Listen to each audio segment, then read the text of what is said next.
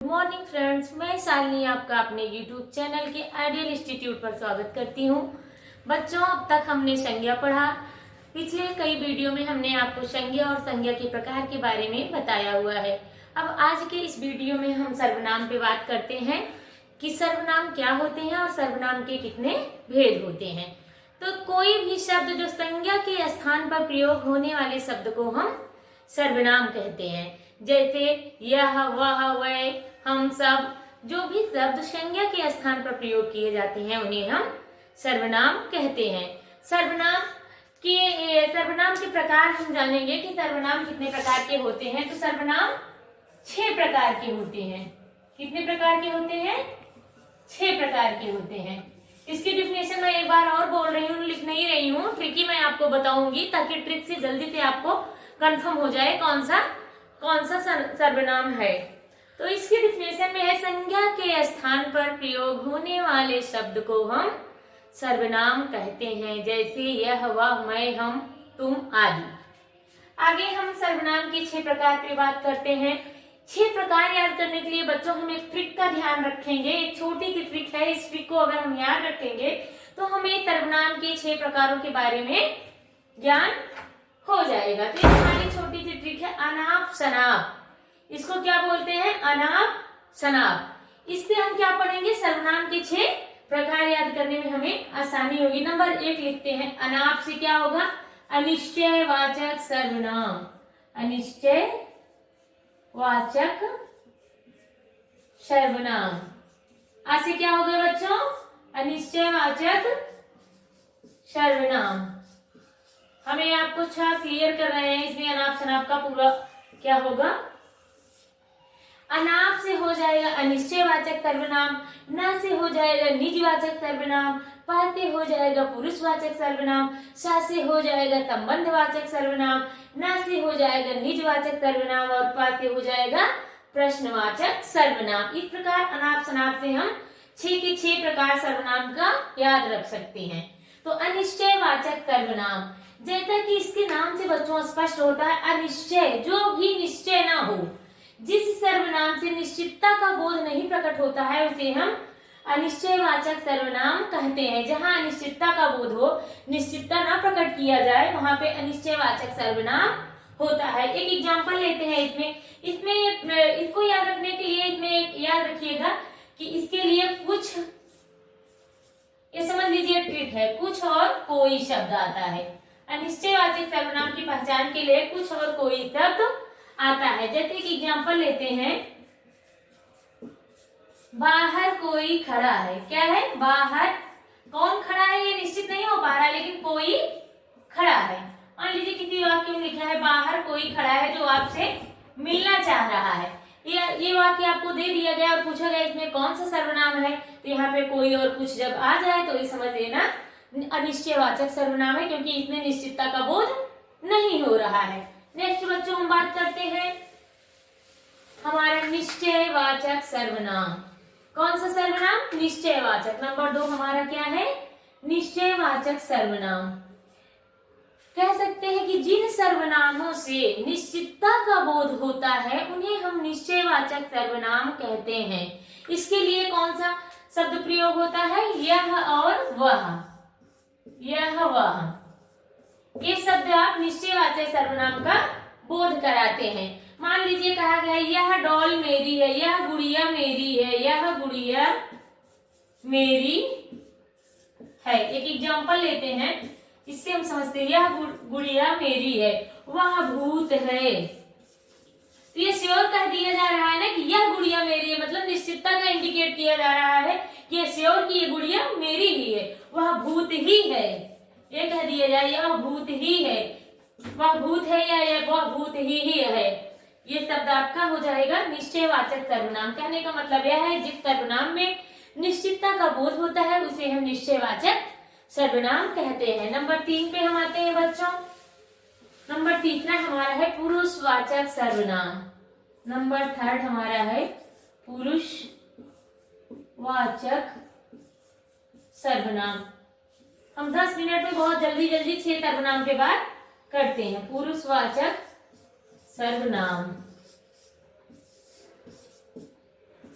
जहाँ पे हम अपने दोस्तों से किसी तीसरे के बारे में बात करते हैं वहां पे पुरुषवाचक सर्वनाम होता है। पुरुषवाचक सर्वनाम पहचानने के लिए हमें सबसे पहले जानना पड़ेगा कि पुरुष कितने प्रकार के होते हैं। तो सबसे पहले हम जानते हैं उत्तम पुरुष, मध्यम पुरुष और अन्य पुरुष। एक छोटी सी ट्रिक लिखते हैं बच्चों इसको पहचान करने के लिए पुरुषवाचक सर्वनाम की। मैं उत्तम, तुम मध्यम। मैं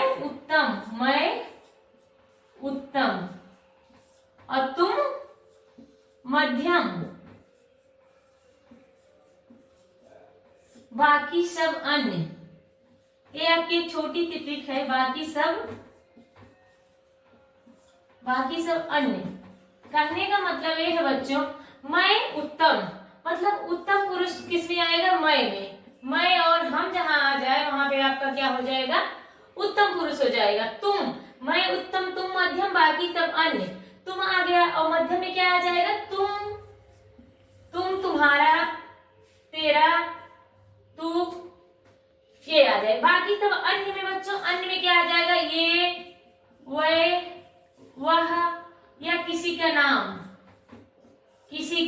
नाम।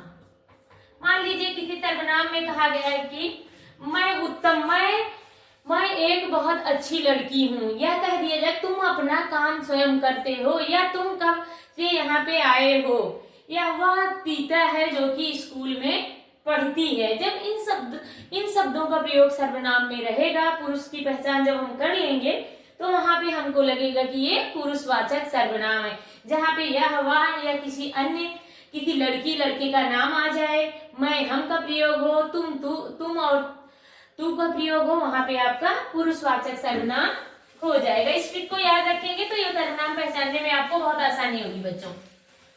नंबर चौथा हमारा आ जाता है शनाप। शनाप से हमारा क्या हो जाएगा बच्चों? संबंधवाचक सर्वनाम।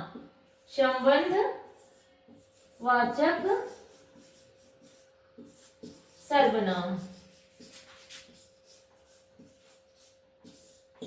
संबंधवाचक सर्वनाम में इसमें जो होते हैं एक सर्वनाम दूसरे सर्वनाम से संबंध को स्थापित करते हैं। जहां पे एक सर्वनाम दूसरे सर्वनाम से संबंध स्थापित करता है वहां पे संबंधवाचक सर्वनाम होता है। इसमें एक ट्रिक है, इसमें क्या? ज्यों जैसे, जैसे तैसे शब्द का प्रयोग होता है। जैसा कि हम जैसा करोगे, एक एग्जांपल लेते हैं, जैसा करोगे वैसा भरोगे, वैसा भरोगे। मान लीजिए जिसमें जैसा तैसा तब भरोगे आ जाए, या जो कहोगे, जो लड़का कल आया था वही मेरा फ्रेंड था। मतलब एक शब्द को दूसरे शब्द से मिला के जिसमें वाक्य को बनाया जाए। जैसा करोगे वैसा भरोगे, जैसी करनी वैसी भरनी, ये भी कह सकते हैं, जैसी करनी वैसी भरनी।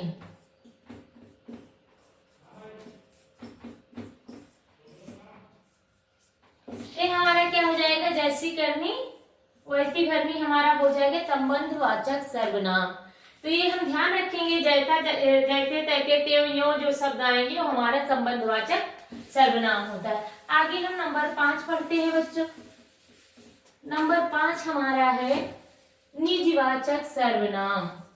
नंबर 5 कौन सा है हमारा? निजवाचक सर्वनाम।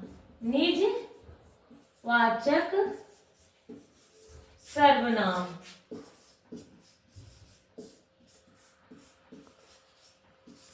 निजवाचक सर्वनाम में इसके नाम से स्पष्ट हो रहा है बच्चों, जहां पे स्वयं निजता, जो सर्वनाम निजता का प्रकट करता है, जो सर्वनाम निजता स्वयं का प्रदर्शन करता है, वहां पे निजवाचक सर्वनाम होता है। इसकी एक ट्रिक है, जहां पे स्वयं, जैसे एक ट्रिक याद करते हैं, इसमें लिखते हैं इसको पहचान करने के लिए, जैसे स्वयं या खुद या अपने आप, ये सारे शब्द अगर आ जाएं तो ये आपका निजवाचक सर्वनाम होता है, जिसमें निजता का बोध हो। जिस सर्वनाम के द्वारा निजता का बोध होता है उसे हम निजवाचक सर्वनाम कहते हैं। जैसे एक एग्जांपल लेते हैं, एग्जांपल से स्पष्ट करते हैं हम। स्वयं करते हैं। हम अपना काम स्वयं करते हैं। यहाँ स्वयं शब्द आ गया है ना बच्चों, तो यह ए हो जाएगा निजवाचक सर्वनाम। स्वयं करते हैं, हम अपना काम स्वयं करते हैं, या हम अपने आप ही सब कुछ कर सकते हैं, या मैं अपना काम खुद करता हूँ। ये सारे आपके निजवाचक सर्वनाम होंगे। नंबर 6 पे हम बात करते हैं। नंबर 6 और आखिरी हमारा हो जाएगा प्रश्नवाचक सर्वनाम। प्रश्नवाचक सर्वनाम बच्चों, प्रश्नवाचक में सबसे खास बात यह है कि इसमें प्रश्नवाचक चिन्ह लगे होंगे और इसमें प्रश्नवाचक सूचक शब्द भी होते हैं। जिन सर्वनाम के द्वारा प्रश्नवाचक शब्दों की अभिभूत हो वहां पे प्रश्नवाचक सर्वनाम होते हैं। प्रश्नवाचक शब्द में जैसे आएंगे बच्चों, ये ट्रिक के रूप में इसको याद रखिएगा आप कि कौन कहाँ कैसे, कौन कहाँ कैसे कब आदि शब्द वाक्य के अंत में या वाक्य के बीच में आ जाए तो वहां पे प्रश्नवाचक सर्वनाम होता है। जैसे एक एग्जांपल लेते हैं, बाहर कोई खड़ा है, या